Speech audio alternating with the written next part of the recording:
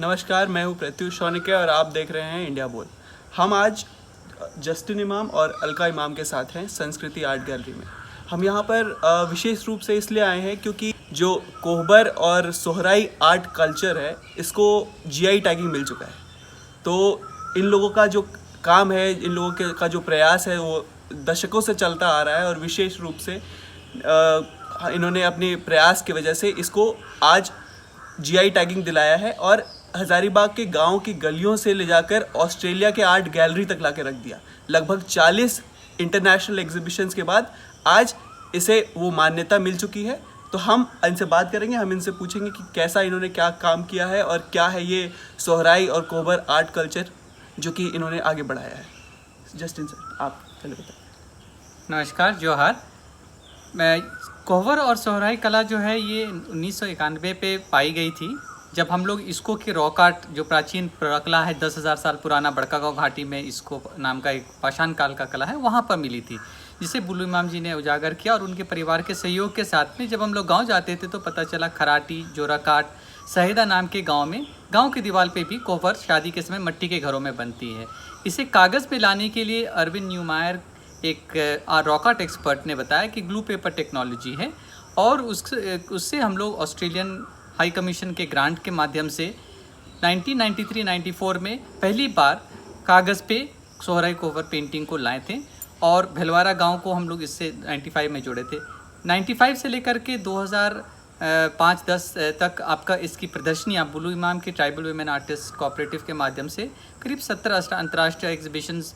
अंतर्राष्ट्रीय स्तर पे पाएँ, जो ऑस्ट्रेलिया से लेकर के यूरोप, अमेरिका, कनाडा में गई। लेकिन इसे हमारे देश की ख्याति अभी तक नहीं प्राप्त हुई थी, क्योंकि चंद कुछ एग्जीबिशंस ही हुए थे, और कोहबर जो शादी की कला है और सोहराई जो खेती की कला है, इसको हम लोग उतना महत्वपूर्ण नहीं समझ सके थे इस देश में। लेकिन जब हमारा इसको एक अभियान के रूप में हम लोग 2008 में एक संस्था बनाए विरासत, और गाँव की महिलाओं को अवसर दिए कि इन लोग शहरों में जा कर के इसे शहरी दीवारों में बना करके अंकन कर सकते हैं, तो इसकी जागरूकता और राज्य और राष्ट्रीय स्तर पे इसकी महत्वता समझी जाने लगी। हम लोग सन 2015 में हज़ारीबाग के रेलवे स्टेशन को रंगे थे, जो करीब 15-20 महिलाओं के माध्यम से उस रेलवे स्टेशन को बिगैर सरकारी फंड से हम लोग जो सुशोभित किए थे,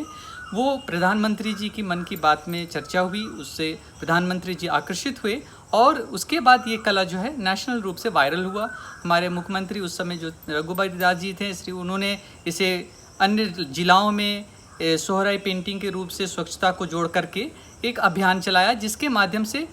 झारखंड के अन्य ज़िलों में सोहराई पेंटिंग के बारे में एक जिज्ञासा जागी, लोगों के बीच में एक रुचि जागी। सन 2018 के आसपास में हमारे जो उपकालीन डीसी थे यहाँ उस समय, श्री रविशंकर शुक्ला जी, उन्होंने हमें बताया कि आपकी जो ये कला है, जिसे आप अलग अलग गांव में विकसित किए हैं और पाए हैं, इसे आप लोग जोग्राफिकल इंडिकेटर या भूगोलिक संकेतक माप के रजिस्ट्रेशन के लिए एक आवेदन दे करके सरकारी रूप से इसे और मदद और सहयोग सहारा मिल सकती है, इसके लिए आप लोग एक आवेदन दीजिए। माध्यम से ये जो आवेदन हमारी थी, जो हम लोग मार्च में डाले थे 2019 में, जा कर के मई 13, 2020 में फॉर्मली गवर्नमेंट ऑफ इंडिया इसको एक्सेप्ट की कि हाँ, सोहराई और कोहबर एक विशेष कला है, और चूँकि ये बौद्धिक संपदा से जुड़ी हुई है, ग्रामीण क्षेत्र की महिलाओं की परंपरागत लोक कला है, तो इस कला को इसकी बौद्धिक गुणवत्ताओं के कारण और इसके विशेष जो रंग की इसमें प्रयोग होते हैं, इन सब अलग अलग मापदंड को लेकर के, और इसकी ऐतिहासिक जो जुड़ाव है, जो प्राचीन पाषाण काल की कोहबर कला से चलते हुए जो आपका धान कट्टी के समय में जो सोहराई कला होती है, से लेकर के आपका जो अलग अलग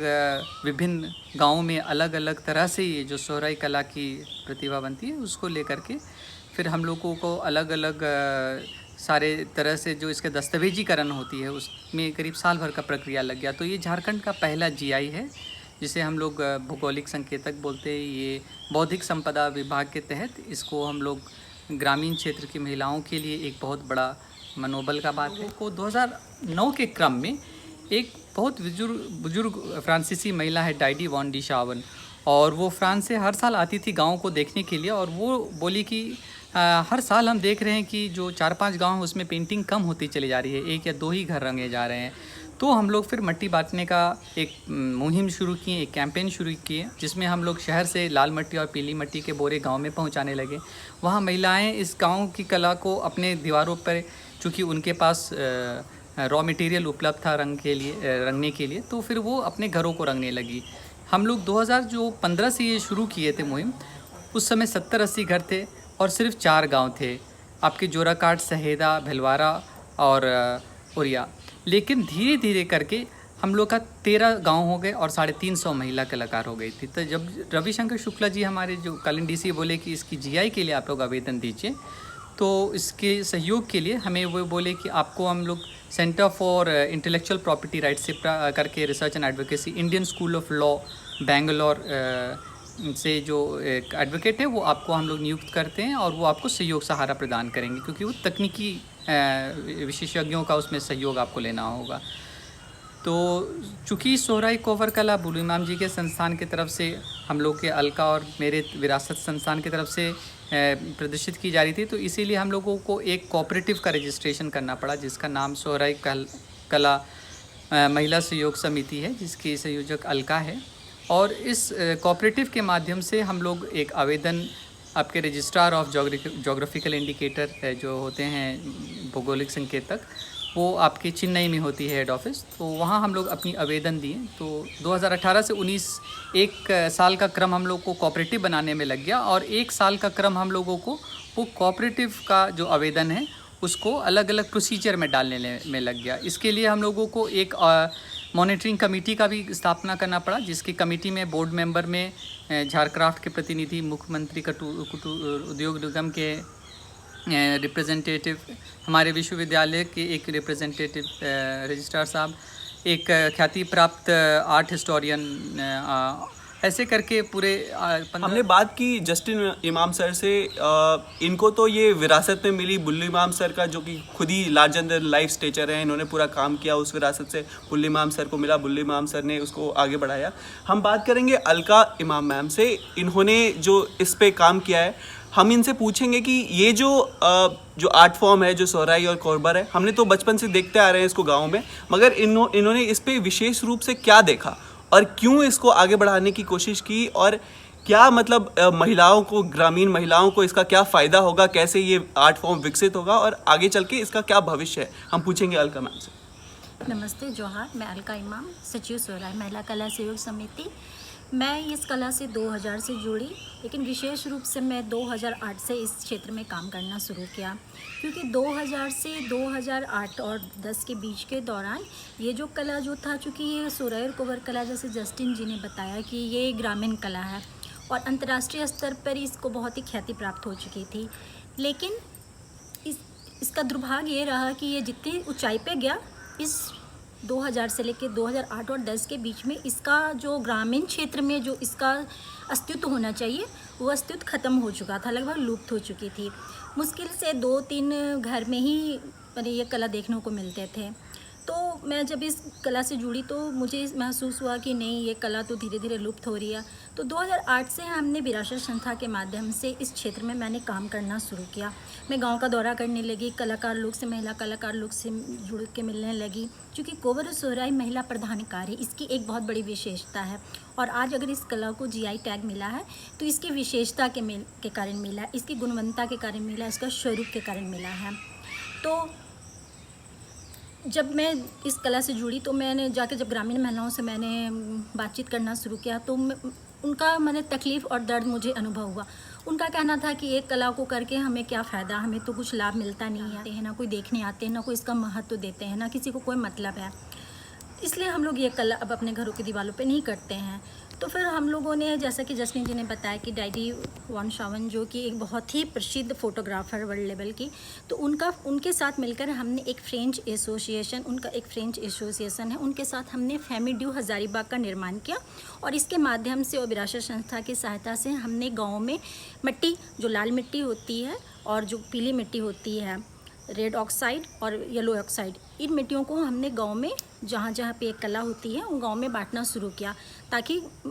महिला कलाकारों को थोड़ा सहयोग मिले, उनका मनोबल बढ़े और इसका एक अच्छा प्रयास, इस प्रयास का एक अच्छा फल हुआ कि जो महिला कलाकार थी वो लोग प्रेरित हुई, बहुत लोग प्रेरित हुई। और जहाँ पहले 2-3 घर में जो ही सिर्फ पेंटिंग बने होते थे, हर गांव में करीब 20-30 घरों में पेंटिंग बनने लगे। तो उनका हम लोग इस तरह से उनको हम लोग फिर छोटा छोटा पुरस्कार देने लगे, उनको सम्मान देने लगे। तो उनका आत्मसम्मान जागा, उनको लगा कि ये कार्य करने से उनका एक सामाजिक दायित्व बनता है, उनका एक सोशल स्टेटस बढ़ता है, लोग उनके कला को देखने आ रहे हैं, सम्मान मिल रहा है। तो इस तरह से वो इस कला से जुड़ने लगी और उससे और भी नए नए गाँव सामने आए, बहुत से नए महिला कलाकार इससे प्रेरित हुई। और इस तरह से 2008 से लेकर 2018-19 तक के बीच में